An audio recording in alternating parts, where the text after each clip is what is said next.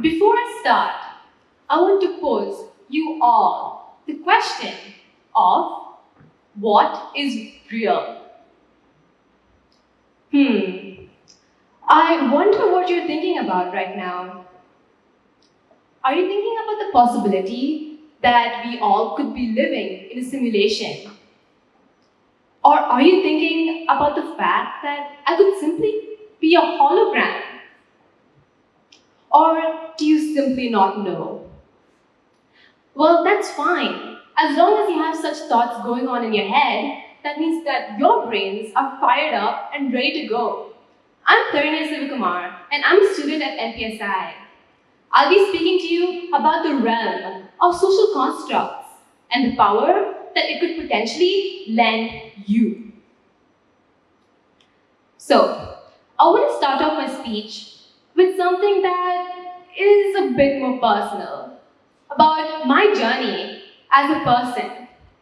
It's a journey that's not particularly remarkable, but it's a journey nonetheless. I remember a few years ago, when I was in 7th or 8th grade, the thing that I remember feeling the most prominently is quite restricted in my own identity. I felt that there were a lot of expectations that came with my identity, and I thought that I was obliged to meet every single one of them. I thought that I should behave as how people expected me to behave. And because of that, I was not able to speak to people properly or convey my thoughts in a way that I truly wanted to.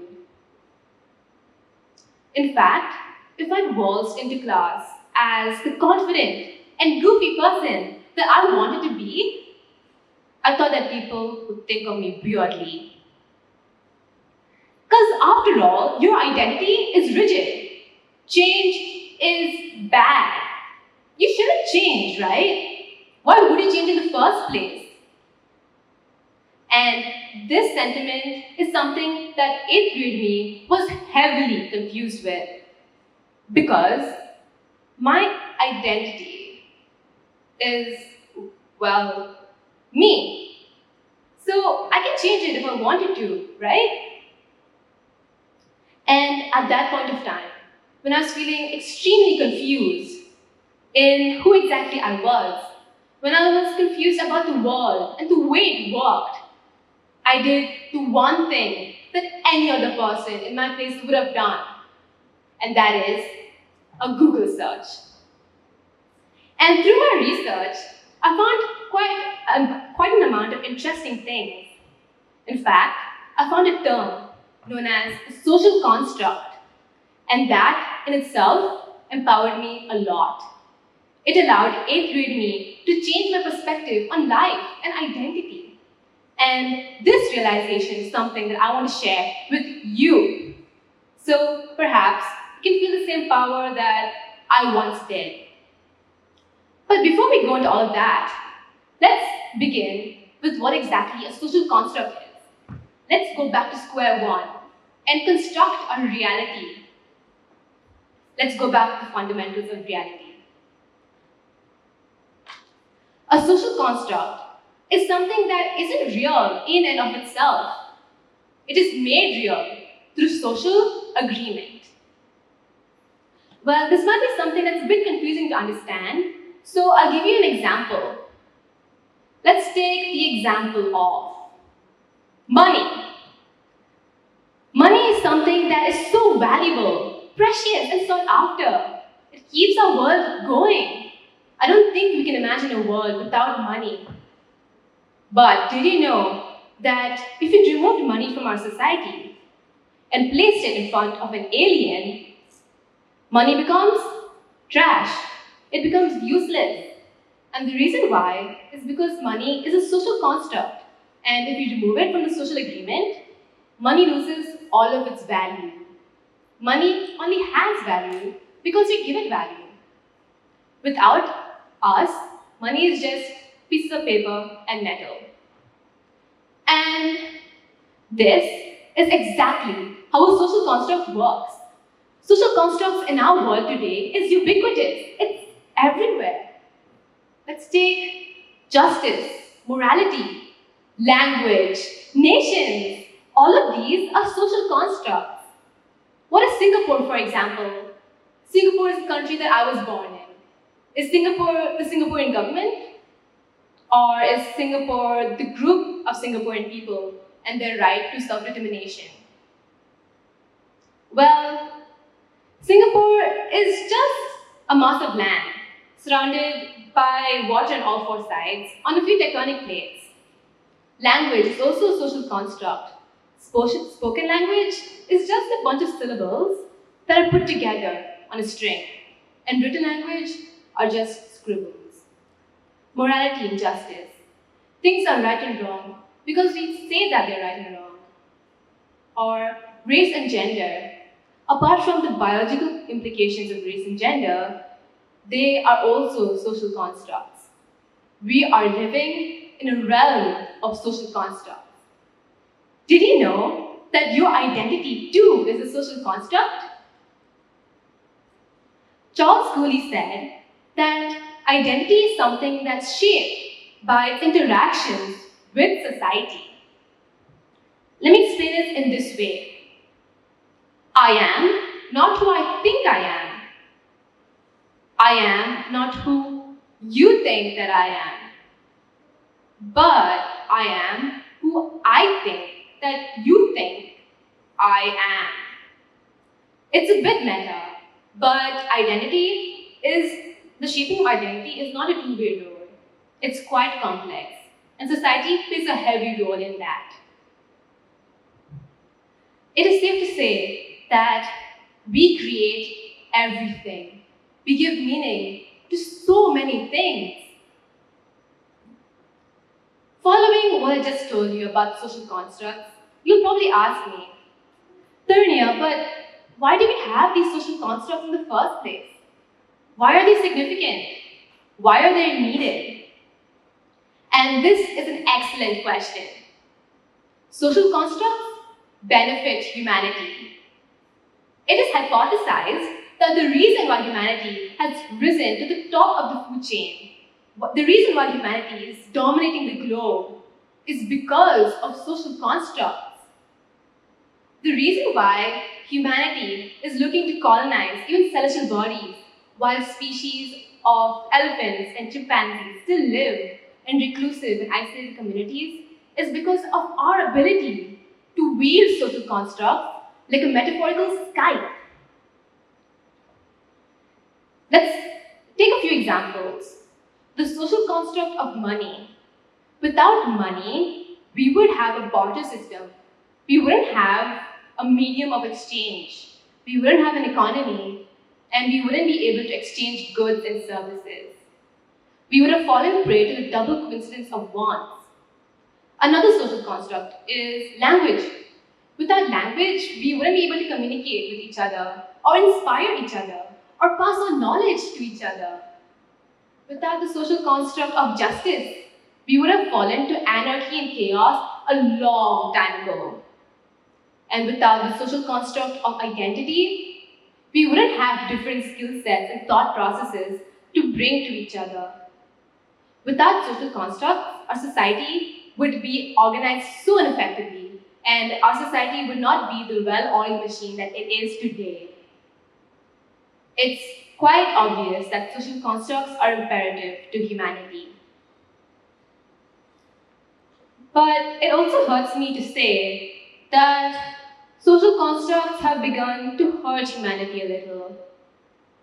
And this occurs precisely due to the politicization of social constructs. This politicization occurs by the political argument that social constructs are natural. And this is an argument that's used by people in power indiscriminately. Let's take the social construct of gender, for example. Arguing that gender as a social construct is natural actually denies those who identify as transgender or non-binary the same rights that are extended towards cisgenders. Arguing that gender is natural leaves the social construct unchangeable, and quite rigid in fact. It stops status quo from changing. Let's take another example. The example of race or racial hierarchy. The very argument that racial hierarchy is natural is what propped up the regime of Adolf Hitler in Nazi Germany. It led to the persecution of so many minorities.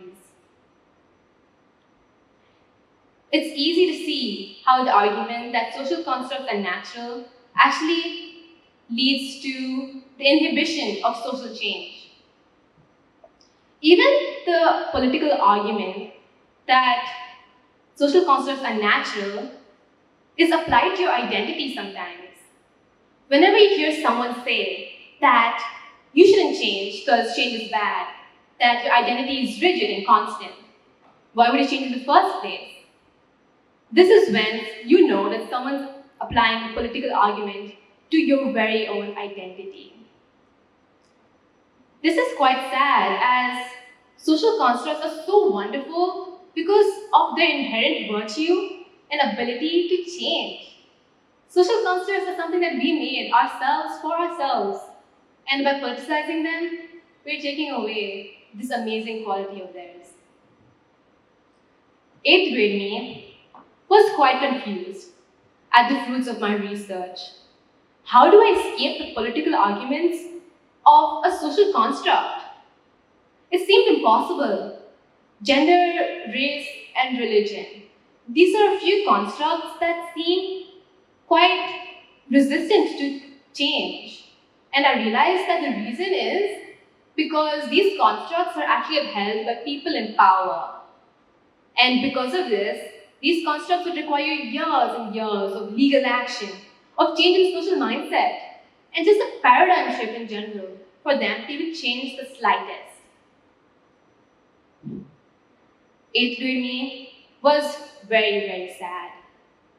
Does that mean I can't escape the political argument of a social construct? But then I found a loophole. I found a loophole in the very social construct of identity. See, your identity is a construct that's not upheld by people, seemingly invisible people in power. Oftentimes, the politicization of your identity as a social construct occurs because of you. Sometimes, and most of the time, it's you who argues that your identity can't change, that change is rigid, that you shouldn't change in the first place. The politicization of identity as a social construct is something that occurs because of you. And this realization enabled me to think that, well, now that I realize this, I can change my own identity because it is at the end of the day a social construct. If I realize my own politicization of my identity, I can escape the political argument. And that's what I did. But it was not as easy as it sounds. Before, things and constructs changed because of selective pressures. They changed because they're bad to you, and without them, you wouldn't be able to survive. But if you really want to change, if you really want a fast pace of change, you will need to actively evolve your construct of your identity. Put yourself in uncomfortable positions and make yourself comfortable. And that's how I tried to change my identity. And that was my journey as to the individual that I am today. And now that I'm nearing the end of my speech, I want to pose to you the question again. What is real? Well, the answer could be bleak to you because I just told you that our reality is consisting of social constructs. But if you view the glass half full, perhaps you can think of it as social constructs giving you the power to define your own reality. And this is why I feel like it's so important to go back to square one and analyze the basic foundations of our life. I hope that through my speech, you realize the power invested in you as a human being able to construct not only their own reality, but even their own identity. Thank you.